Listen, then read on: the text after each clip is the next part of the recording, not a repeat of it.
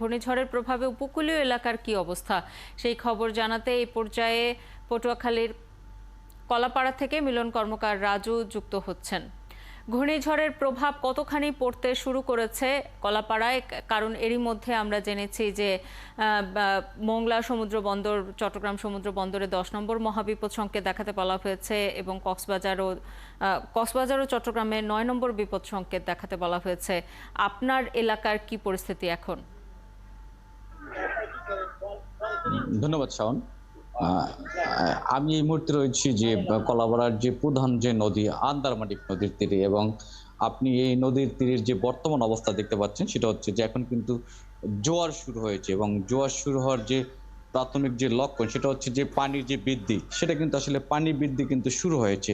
আপনি দেখতেই পাচ্ছেন যে ক্যামেরার মাধ্যমে যে যে নদী তীরবর্তী যে উপকূলীয় এলাকাগুলো সেটা কিন্তু আসলে প্লাবিত হতে শুরু করেছে, এবং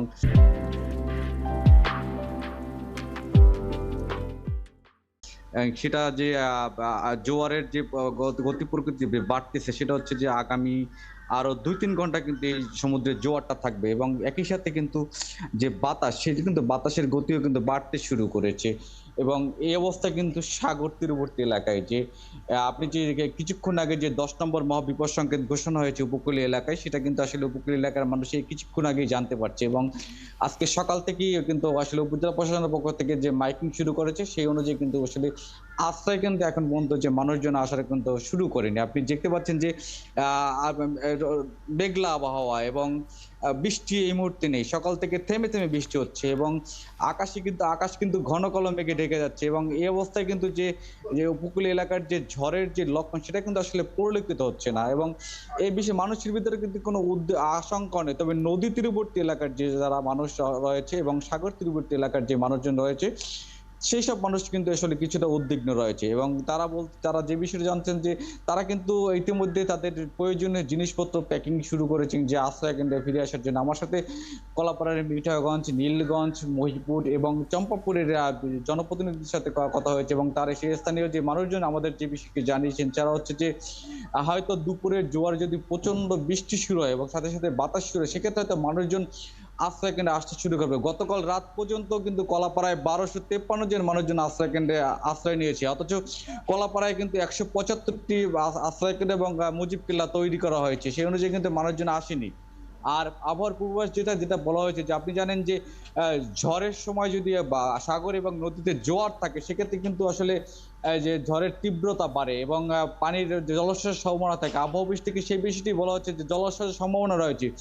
এখন আর কিছুক্ষণ পরে কিন্তু জোয়ার শুরু হবে। প্রাকৃতিক দুর্যোগ মোকাবিলায় প্রশাসনের পক্ষ থেকে সব ধরনের প্রস্তুতি তারা রেখেছে, যেটি আপনি বলছিলেন।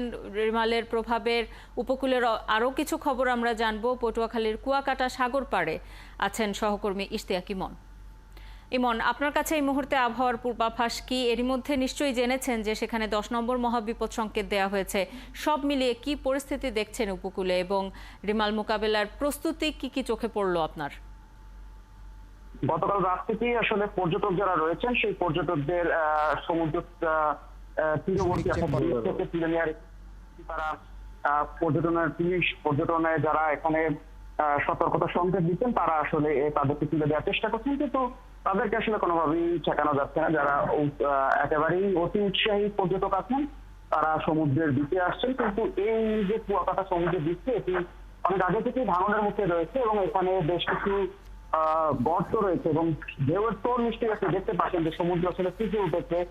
একেবারেই বিচ লাগোয়া যে বাজারটি রয়েছে সেই বিচের মার্কেট পর্যন্ত পানি এর মধ্যে চলে এসেছে।